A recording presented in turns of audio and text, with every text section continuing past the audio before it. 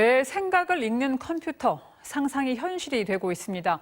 페이스북이 뇌에서 보내는 신호를 읽어내는 가상현실의 키보드를 공개했습니다. 실리콘밸리 현지 언론인 연결돼 있습니다. 손재곤 대표님 안녕하세요. 예, 안녕하세요. 네, 안녕하세요. 그러니까 뇌에서 보내는 신호를 감지하고 이를 가상에서 구현할 수 있는 기기, 이걸 페이스북이 개발했다는 말씀이죠. 자세하면서도 좀 간단히 설명해 주시죠. 예, 말씀하신 대로 페이스북의 가상 증강 현실 연구부서인 리얼리티 랩이라고 있는데요. 여기서 손목의 근육을 감지해서 컴퓨터를 작동하는 팔찌를 선보였습니다.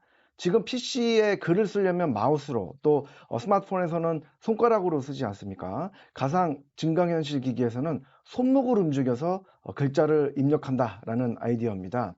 이 팔찌는요, 뇌가 근육에 보내는 신호를 감지해서 사람의 손동작을 읽어내는 기기입니다. 근전도 검사법이라는 기술인데요. 골격근에서 발생하는 정기적 신호를 측정하고 이를 기록합니다.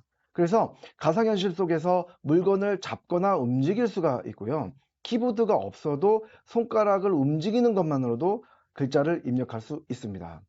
페이스북이 이런 기술을 개발하는 이유는요, 스마트폰 다음 세상을 장악하겠다라는 의도입니다. 페이스북은 현재 20억 명이 사용하고 있습니다. 그래서 한계 봉착을 했고, 앱은 애플이나 구글에 의존하고 있습니다. 그래서 페이스북이 스마트폰 다음 컴퓨터를 노렸고요. 그래서 이를 가상현실, 증강현실로 꼽고 오큘러스라는 기기를 만들어서 지금 보급에 총력을 기울이고 있습니다. 그러다 보니까 이렇게 입출력 장치도 고민하게 됐고요. 손목의 근육으로 원하는 내용을 컴퓨터에 입력하는 기기를 개발하게 된 것입니다.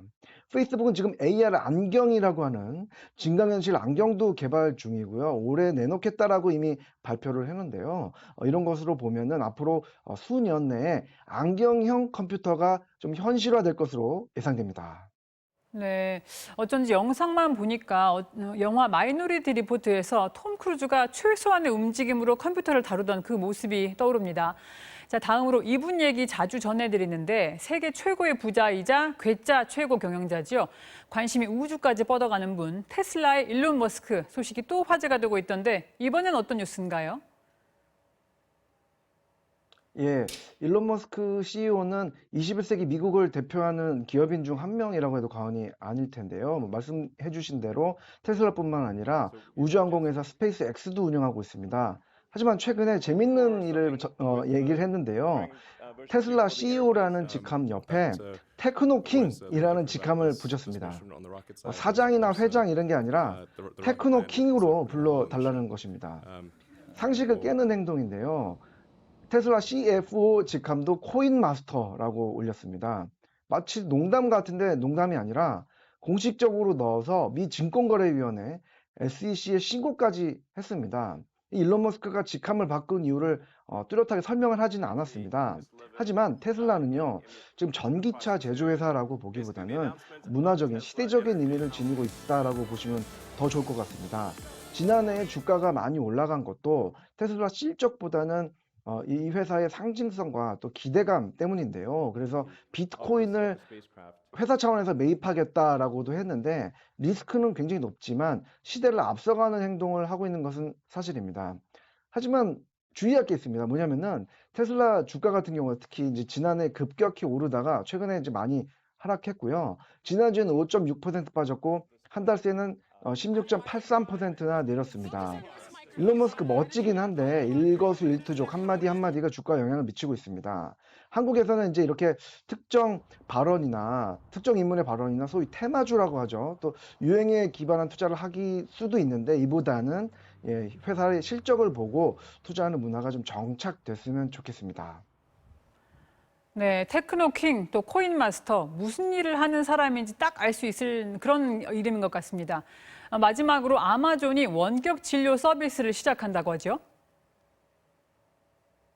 그렇습니다. 아마존도 지금 진격을 하고 있는데요. 미국의 1위 이커머스 회사죠. 아마존이 그동안 시애틀 본사 직원들한테 원격 의료 서비스죠. 아마존 케어라는 걸 해왔습니다. 근데 이를 미국 전체 직원하고 또 다른 회사 직원까지 서비스할 거라는 겁니다. 아마존 케어라는 거는 스마트폰 앱으로 24시간 의료 상담을 제공하는 서비스인데요. 코로나19 검사도 해주고요. 독감 예방 접종, 또 처방까지 다양한 의료 진료 서비스를 합니다. 이거를 아마존이 한다는 겁니다. 원격 진료 서비스지만 때로 직접 의료 서비스를 제공한다고도 하는데요. 아마존 협력사에서 시애틀 내 환자 가정을 직접 방문하는 옵션도 있다고 합니다. 아마존이 이 서비스를 2019년에 파일럿으로 해왔는데 이를 좀 확대한다는 것이죠, 이번에. 아마존은 제가 했지만 이커머스 지금 장악했고요. 아마존 고라는 무인 상점도 하고 있습니다. 또 아마존 웹 서비스라는 클라우드 컴퓨팅 기술로 시장을 또 장악했죠. 이제는 헬스케어 시장에 도전하는 것입니다. 지난해에는 아마존 약국 서비스를 통해서 약 배달 서비스도 했는데요. 이렇게 아마존의 멈추지 않는 도전 계속 주목받고 있습니다. 네, 오늘 소식도 정말 재밌었습니다. 지금까지 실리콘밸리 더밀크 손재권 대표였습니다. 고맙습니다.